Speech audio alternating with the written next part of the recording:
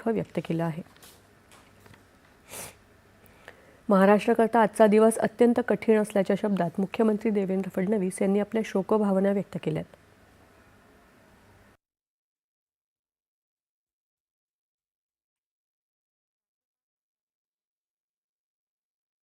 श्री अजितदादा पवार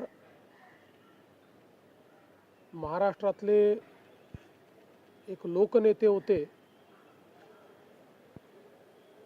आणि महाराष्ट्राच्या कानाकोपऱ्याची माहिती असलेला, महाराष्ट्राच्या प्रश्नांची जाण असलेला अशा प्रकारचा हा नेता होता की ज्यांच्याबद्दल जनसामान्यांमध्ये प्रचंड मोठी आस्था होती। अजितदादा एक अतिशय संघर्षशील अशा प्रकारचं नेतृत्व होतं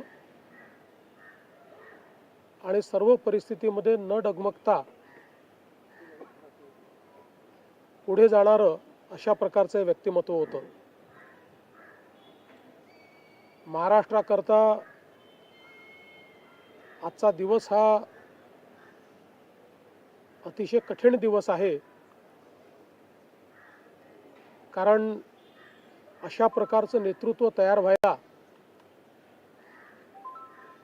अनेक वर्ष लागतात आणि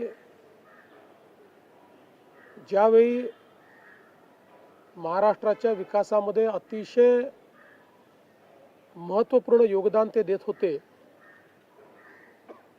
अशा काळामध्ये त्यांचं निघून जाणं